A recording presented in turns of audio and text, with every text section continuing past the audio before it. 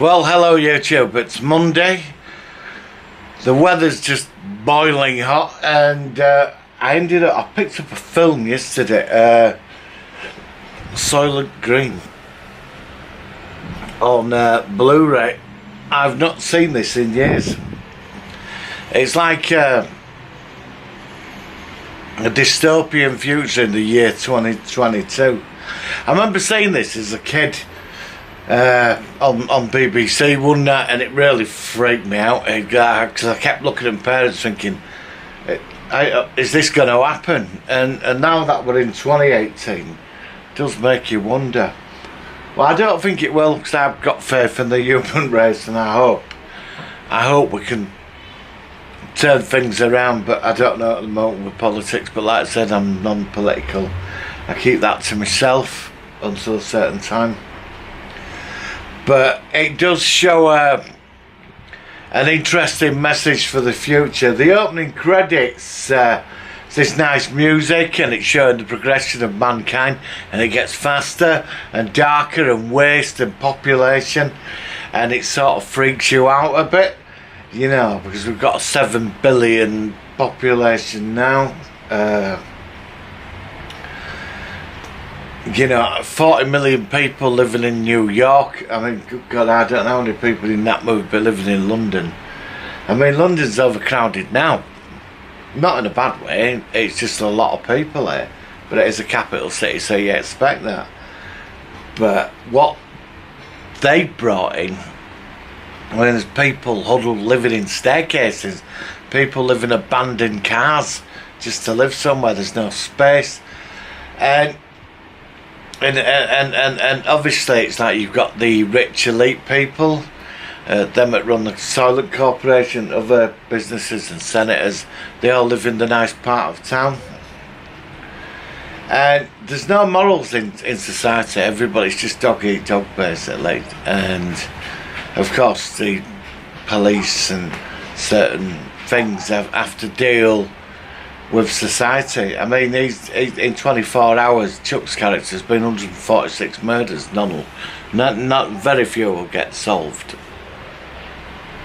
I mean, everything's just stretched at limit. I mean, when you go to the police station, you see his boss, his chair's got rips in it. I mean, everything's just breaking down. And that's what's sort of interesting about the film, because you've got that divide of them and us, you know, that the masses are suffering, and they're keeping, and then you have them, the wealth of the corporate types and and all that.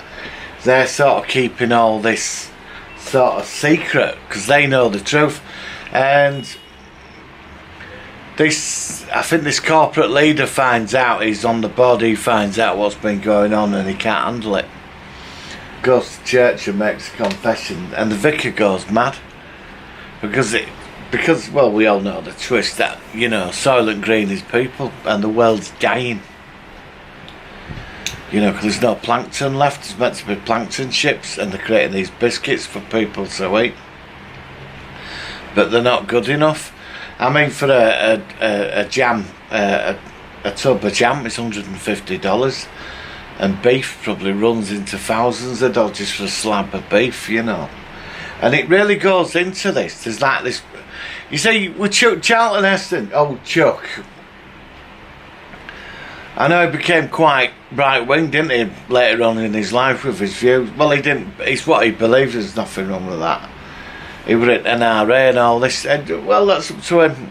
You know, like I said, I'm not going to get political, even though this film is sort of political.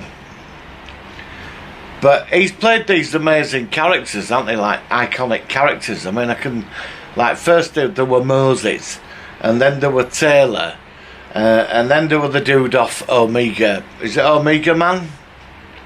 Forgot the character's name.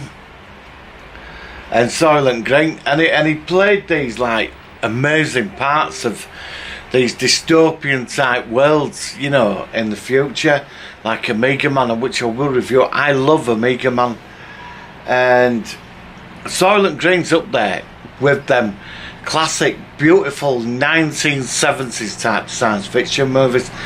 Even Logan's Run, Planet of the Apes, other 70s movies made with that clinical sort of, with the bubble furniture and everything, you know, to give it a rollerball as I did a review, that had that feeling to it, with crystals hanging front wall and all this. But I mean, like with Rollerball, there is hope in that film, because James Caan's character, he's a symbol of something, you know, that there can be better than this. And but with this film, I mean, he's a decent, honourable man, and he's got a fantastic relationship with Edward G. Robinson. And he's like a father character, he might be his dad, but they live together in this apartment. There's loads of people sleeping on steps and that, you know. And he came from like our time when he's grown up, and he can't believe how man just demolished the planet. I mean, you know, and when this like executive gets killed, Chuck goes and investigates, and obviously brings some food back from this rich apartment. He has an affair with this woman, because like, if you're well off and you rent this apartment, you get like they get a concubine. She's like part of furniture, which is really sort of interesting. And that's Lee Janet Taylor. She is beautiful. I've seen her in other stuff. She's stunning. And he embarks on this affair with her, but there's like this big conspiracy, and he starts digging. And obviously, I mean, I don't know. I mean, they've worked out that the rich will keep what's left, and like the average, everybody else just end up eating each other as biscuits. I mean, it's crazy. I mean, Charlie, he discovers it, and when Edward G. Robinson figures it out with these other old people, all these like professors and that, sat in his room of books, because he gets hold of these two big books about Soylent Green and some report, and they figured it out, and they tell him. And you know, Edward G. Robinson, he just don't want to live anymore. Your soul is cold. And they have a place where they make you last 20 minutes of your life really wonderful. You like watch the world how it used to be, and they give you poison, and they play this beautiful music, and everybody's in robes, and you die like in this place. It's got air conditioning. It's meant to be like your last place, and that is, you know, it's quite powerful, because you see in the world of ocean vistas and deer and animals and nature and what the world was. And Charlton Heston goes to see his friend die, or his father, and he'd never seen it before. He'd never seen that world, because this was the world he was brought up in, and it's really powerful stuff. I mean, I watched it this morning, and it really, even now, it had quite an effect on me. Soylent Green is how you want to put it. Now, obviously, Charlton Heston does the overacting again, like was shouting out at the end with his hand up in the air like that with blood all over it, saying that he even tells his boss that, look, you know, we're eating people, they're turning them into biscuits, the earth's fucked, it's gonna die. This is what we've come down to now. Even technology's breaking down. I mean, they sort of mention it, can't get the parts and all this. There's all kinds of stuff going on, but it's run by these corporate people. I mean, they have food riots every Tuesday because of Soylent Green Day. Everybody wants Soylent Green, and they're paying vast amounts of money for any bit of food. And there's global warming, because what they do with the cinematography and all that, it's like the film's totally hazed out, like, you know, the pollution and the global warming. And I'll tell you something, with summer we're having now, it makes you wonder, doesn't it? Yeah, again, we did have a summer like this in the 70s, actually, so, but I mean, I'm enjoying the sun at the moment. I've been out quite a lot in it, and it's, you know, beautiful. But it's incredibly hot today. So the film still resonates today in its power, you know. Now, there has been some comedy versions of it, and I mean, there were bits where when Charlton Heston comes out with his big speech and he's overacting at the end of the moral situation is quite interesting, you know, as he's dying. Because he's done that in a couple of, like, dystopian movies, you know, And I like Charlton Heston. I really do like him as an actor, you know. So I don't know where else to go with this, because I think watching it, it's best for you to sort of watch it. I watched Logan's Run 2001, all them type of films, but this I will give it to that out of, like, you see, I want to see a more positive future for the, you know, films I like Logan's Run, there's hope in that, because they bring the system down. Even in 2001, I'd rather live in that type of future than that. But we have the power to stop this. We can, you know, we wake up to it, which people are, a lot of people are. I mean, I put my bottles into bottle bank and all. I mean, we all do it, but I suppose it's a joint effort. I'm not going to have a Charlton Heston movement and put some music on and give a big speech about mankind. I'm not. But the film is very powerful. I've not seen this film in, I'd say, over 20 years. And I've seen like bits of it if it's been on, but I've been busy. But to watch it this morning, it really did sort of have an effect. I felt a bit depressed actually after watching it. But look at Rollerball, look at that future. But that is, at least there's hope in that. There didn't seem to be a lot of hope in this film. Like we crossed the line now, you know, in this film. But that's the message of the film. I mean, the director, Fleischer, he definitely got something powerfully done. Now, it's based on a book, and I've heard they're going to make a remake of Soylent Green, which will be interesting. But, yeah, so I'm a bit disappointed with the Blu-ray, because there's hardly any extras on it. I mean, you've got commentary by Richard Fleischer and Lee Taylor-Young. Right, I've listened to some of that. 2 vintage featurettes, a look at the world of Soylent Green, and MGM's tribute to Edward G. Robinson, which is a classic actor.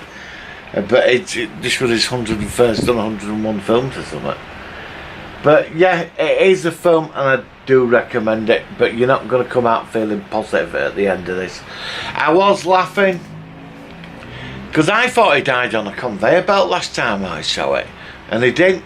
I thought he would die on a conveyor belt with bickies, you know. I mean, it is quite, but he don't obviously dies. It's in the church, the more impact, 'cause I forgot about the ending. I have got the book as well, which, I read that years ago. I'm going to have to dig it out, no doubt, in the storage box. But, yeah, recommend it. It's not for everybody, but I quite liked it. I don't think I'll be keeping it, probably trade it in. But yeah, interesting stuff. So that's my, I'm sorry guys, it's not really I like dystopian sci-fi movies, but I like, he is a hero type character. He's got integrity, and that makes him stand out. But he loses, and I mean, does he get the message out? Somebody's got the proof. Them people in that room, the professors, the intellectuals, they've got. So maybe they'll get it out. But I assume the governments of the world are in. Obviously, them at the top will be in on the cover up. And then what happens when people find out? You know, what happens then? You know, I mean, even if they did find out, what they're going to do when the world's dying? I mean, food's hardly growing, everything's polluted. You know, so I don't really see a lot of hope in this film, unless they wipe out 90% of the population. I don't think they'll let it get to that. They probably would release some kind of virus to wipe it out. You know, like they did in Maze Runner, in final film, where they released, in the books, the Maze Runner says they released a virus that go to cult populations or something, but it all backfired on them. But I don't know, it's me speculating. It's interesting stuff. There is hope. I mean, it's where you take it at the end. But I'd like to think there were hope, you know, that something would change. But you see, I don't know. I like a positive outcome in the film. I don't know. I thought Planet of the Apes, I get that ending, and he annihilated the entire planet, you know, the second one. But this is different. I think this, because it resonates, like, because it's 2018, it resonates slightly a bit with this sort of time. But that's my review. That's me waffling on about Soylent Green. I'm going to give this 70 to 80%. I sort of enjoyed it, but not. Do you know what I mean? But I think that's the impact of this film. So please subscribe to the channel, guys. Give this video a look, and I do recommend it. Right, I'll see you on the next video.